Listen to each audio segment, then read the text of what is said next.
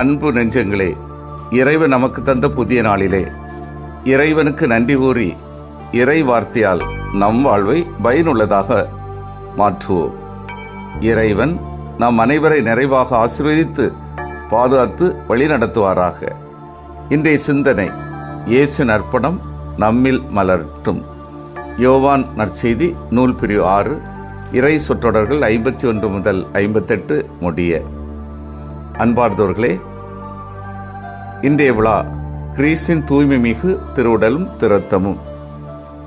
17ஆம் நூற்றாண்டில் பிரான்சில் பிறந்து கனடாவில் பூர்வ குடிகளிடையே நற்செய்தி பணியாற்றியவர் இயேசு சபை குரு புனித ஐசக் ஜோக்ஸ் 1642ஆம் ஆண்டில் எதிரி பழங்குடியினரால் சிறைபிடிக்கப்பட்டு 13 மாதங்கள் அடிமையாக நடத்தப்பட்ட இவர் சொல்லொன்னா சித்திரவதைகளுக்கு உள்ளாக்கப்பட்டார். அந்த கொடூரத்தின் போது இவரது கைகளின் விரல்கள் துண்டிக்கப்பட்டன.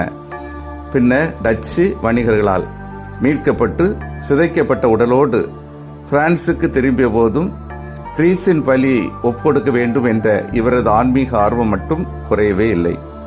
கத்தோலிக்க திரு அவையின் சட்டப்படி திருப்பலி நிறைவேற்றுவதற்கு கைகளில் விரல்கள் அவசியமாக இருந்ததால் இவர் திருத்தந்தை 8ஆம் அர்பனிடம் சிறப்பு அனுமதி கோரினார். இவரது தியாகத்தை கண்டு உருகிய திருத்தந்தை, இயேசுவின் சிறந்ததொரு சாட்சியாக விளங்கும் இந்த உன்னத குரு திருப்பலி நிகழ்த்துவதை யாரால் தடை செய்ய முடியும் என்று கூறி அனுமதி அளித்தார். தன் விரல்கள் அற்ற கைகளில் நற்கரணை ஏந்தி இவர் பலிப்பிடத்தில் நின்ற காட்சி இறை பிரசனத்தின் வலிமையும் தன்னலமற்ற தியாகத்தின் ஆழத்தையும் உலகிற்கு உணர்த்தியது. இன்று நாம் கிறிஸ்தின் திருவுடல் திறத்த பெருவிழாவை கொண்டாடுகின்றோம். மனித குலத்தின் மீட்புக்காக தம் உடலையும் இரத்தத்தையும் தியாகமாக அர்ப்பணித்த இறைவனின் எல்லையற்ற அன்பை ஆராதிக்கும் உன்னத நாள் இது. அர்ப்பணம் என்றால் என்ன?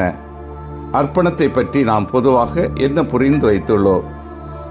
அர்ப்பணம் என்பது ஏதோ ஒன்றை மற்றவர்களுக்காக விட்டுக் கொடுப்பதால் அல்லது நமக்கு பிடித்தமான எதையாவது இழப்பது என்றுதான் நாம் சாதாரணமாக புரிந்து வைத்துள்ளோம். ஏதோ ஒரு இழப்பை மட்டுமே அர்ப்பணம் என்று நாம் நினைத்து கொண்டிருக்கும் வேளையில் அதன் உண்மையான ஆழமிகு பொருள் இன்னும் உன்னதமானது என்பதை இந்த விழா நமக்கு உணர்த்துகின்றது. அர்ப்பணம் என்ற வார்த்தையின் உண்மையான பொருள் ஒன்றை புனிதப்படுத்துவது என்பதாகும். தங்கள் பிள்ளைகளுக்காக தங்கள் நலனை அர்ப்பணம் செய்யும் பெற்றோர் சமுதாயம் நலமோடும் வளமோடும் வாழ தம் பங்களிப்பை வழங்குவோர், பிறரின் உயர்வுக்காக தங்கள் சொந்த நலன்களை பின்னுக்கு தள்ளிவிட்டு உழைப்போர் அனைவரும் தங்கள் செயல்களால் இவ்வுலகை புனிதப்படுத்தும் அர்ப்பண வாழ்வை வாழ்கின்றன என்ற அர்த்தம்.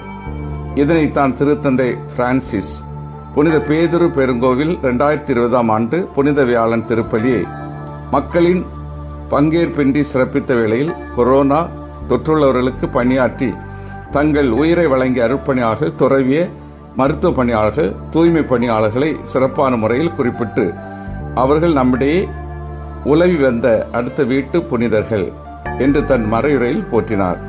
எத்துணை துன்பங்கள் நேர்ந்தாலும் எத்தனை தடைகள் வந்தாலும் கிறிஸ்துவின் பிரசன்னத்தை உலகில் நிலைநாட்டிய இன்றும் நிலைநாட்டும் இத்தகைய அர்ப்பண உள்ளங்கள் இவ்விழாவின் உண்மை பொருளை தொடர்ந்து உணர்த்தி வருகின்றன.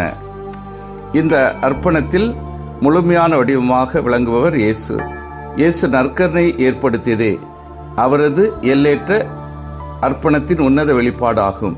ஏதோ ஒன்றை இழப்பதற்காக அல்ல, மாறாக ஒட்டுமொத்த மானுட குலத்தையும் பாவ கரைகளிலிருந்து கழுவி அவர்களை புனிதப்படுத்துவதற்காகவும் இறைவாழ்வில் முழுமைப்படுத்துவதற்காகவும் இயேசு தம் திருவுடலையும் திரு ரத்தத்தையுமே கல்வாரில் அர்ப்பணமாக்கினார். உலக அனைத்தும் தமக்கு சொந்தம் என்றாலும் எதுவுமே இல்லாதவராக தம்மை ஆக்கி கொண்டார். தன்னலமற்ற இந்த அர்ப்பணத்தின் ஆழத்தை இன்றைய திருவழிபாட்டு வாசகங்கள் நமக்கு விளக்குகின்றன. இன்றைய முதல் வாசகத்தில் பாலைவன பயணத்தின் கடுமையான சூழலில் இஸ்ரேல் மக்கள் பசியால் வாடியபோது இறைவன் வானத்திலிருந்து மன்னா பொழிந்து அவர்களை காத்தார் என்பதை மோசே நினைவுபடுத்துகிறார். அந்த மன்னா மனித உழைப்பால் விளைந்ததல்ல, மாறாக மக்களின் பசியை போக்க இறைவன் தம் பேரன்பினால் பொழிந்த தியாக கொடை என்பதை நமக்கு உணர்த்துகிறது. புனித பவுல் கொரிந்தியருக்கு எழுதிய கடிதத்தில் நாம் திருவிருந்தில் பங்கொள்ளும் போது இயேசுவின் உடலை உண்டு அவரது இரத்தத்தை பருகிறோம் என்பதை நினைவுபடுத்துகிறார். இதன் வழியாக கிறிஸ்துவின் உண்மையான தெய்வீக பிரசன்னம் நம் அனைவருக்கும் கொடையாக கொடுக்கப்படுகிறது. இந்த உன்னத பிரசன்னமே நம்மை என்னில் வாழ்வது நான் அல்ல, கிறிஸ்துவே என்னில் வாழ்கிறார் என்று திருத்துவதரை போல சான்று பெற வைக்கிறது. கிறிஸ்துவின் இந்த ஒரே பிரசன்னம் நம் எல்லாரிலும் செயல்படுவதால் நாம் அனைவரும் ஒரே உடலாக ஒரே குடும்பமாக மாறுகிறோம் என பவுல் மிக ஆழமாக எடுத்துரைக்கிறார். இன்றைய நற்செய்தி பகுதி இயேசுவின் கல்வாரி அர்ப்பணத்தின் உன்னத அன்பையும் நற்கருணையின் தெய்வீக ஆழத்தையும் நம் கண்முனே நிறுத்துகிறது. விண்ணகத்திலிருந்து இறங்கி வந்த வாழ்வு தரும் உணவு நானே, இந்த உணவை எவராது உண்டால் அவர் என்றுமே வாழ்வார் என்று இயேசு உருக்கமாக கூறுவது வெறும் வார்த்தை அல்ல, அது அளப்பரிய தியாகத்தின் வெளிப்பாடு. இங்கே விண்ணக உணவு என்பது நாம் உள்வாங்கி வாழ்வாக்க வேண்டிய இறைவார்த்தையும் நமக்காக பகிரப்படும் நற்கருணை குறிக்கிறது. இயேசு தம் உடலையே நமக்காக பிட்டு இரத்தத்தை சிந்தி நமக்கு நிலையான வாழ்வை வாக்களிக்கிறார். ஆனால் நாம் உண்பதற்கு இவர் தமது சதை எப்படி கொடுக்க இயலும் என்று யூதர்கள் தங்களுக்குள் வாக்குவாதம் செய்தபோது அவர்கள் இயேசுவின் தியாக அன்பின் மறைபொருளை உணர்ந்திருக்கவில்லை.